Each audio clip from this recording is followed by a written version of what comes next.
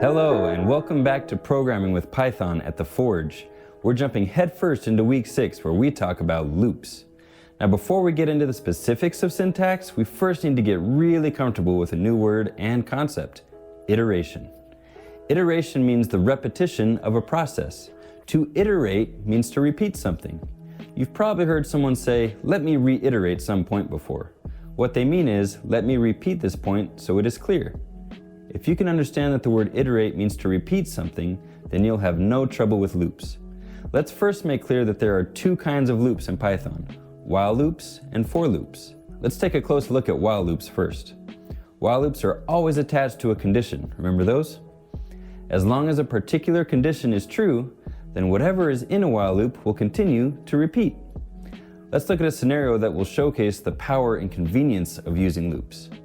Say you wanted to print to console all the integers 1 to 100, each on their own line.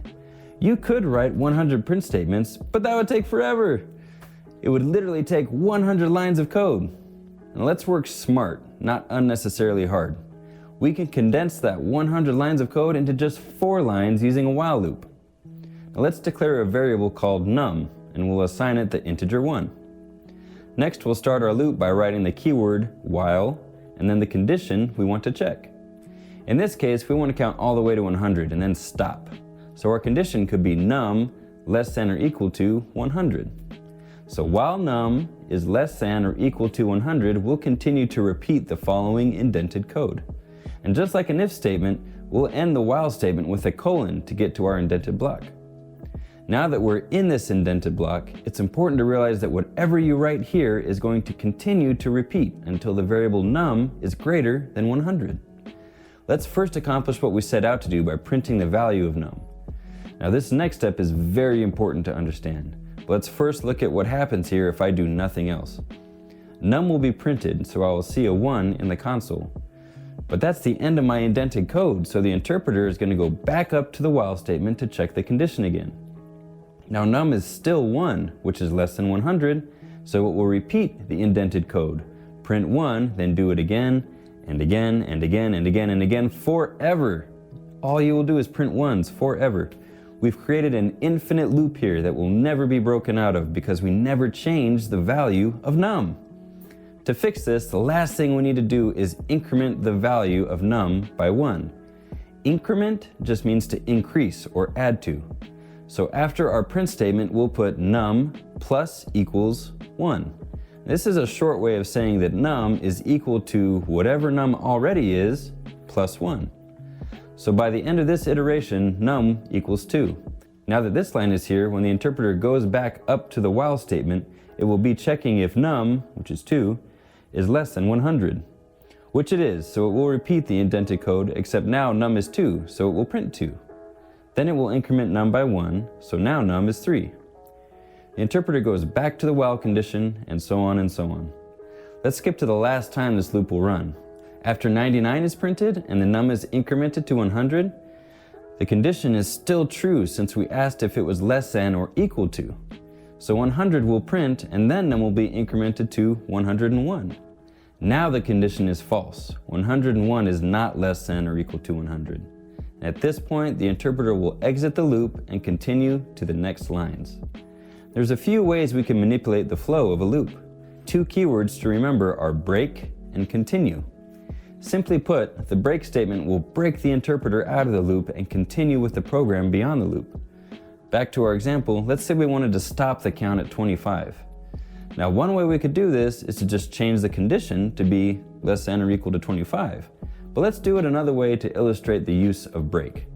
After we print num and before we increment, let's add an if statement to see what num is. We'll write if num is equal to 25, break. When we run this code, we see that once num has gotten to 25, this if statement triggers and the break statement is run, ending the loop and causing the interpreter to continue past the loop. The continue is useful if you just want to skip a particular iteration. Now let's reset our code to our original loop. Say we wanted to print every number from 1 to 100 except the number 77. Before we print num, let's add an if statement to check if num is equal to 77. If it is, we'll continue, which skips the rest of the code in this iteration and goes on to the next iteration. Except, we'll have a problem here if we do that. We definitely don't want to skip the incrementation. Let's move that line to be above the if statement for this special case. Typically, you want incrementation to be the last thing you do, but if we left it that way here, we'd get stuck in an infinite loop again.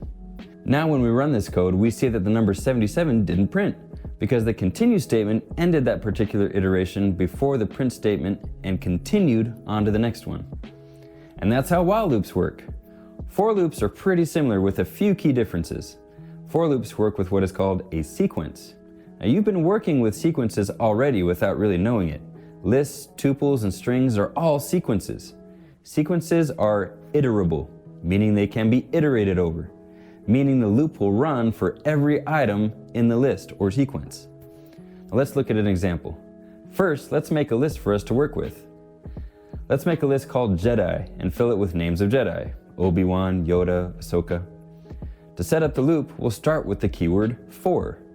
Immediately following the for keyword, we're going to set up a new variable to represent each item in the list. For brevity's sake, we'll just use the letter I, as in item. Next is the keyword in, followed by the name of the list, Jedi. Altogether, we have for I in Jedi. And as with the while loops, we'll end this statement with a colon and move on to the indented block. For this example, let's just print I to see each item in the list print to console. Things will work the same if you want to iterate over a string. Let's do for I in Star Wars, print I. We'll see each individual letter of the string Star Wars printed to the console. The break and continue statements work the same way in for loops as they do in while loops, so we won't cover those again. But I do want to introduce you to a very useful function that will help you with for loops.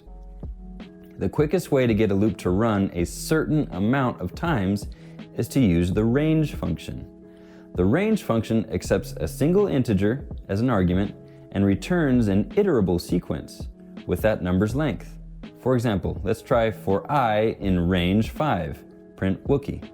What you'll see is Wookiee printed 5 times in the console, since this loop iterated over that print statement 5 times. And those are the essentials of loops. You can get fancy and experiment with nesting loops inside of each other, but the most important thing here to understand is the concept of iteration and how that iteration is controlled with a condition for while loops and with sequences for for loops. I hope you have fun practicing this week, and we'll see you next time in the Forge.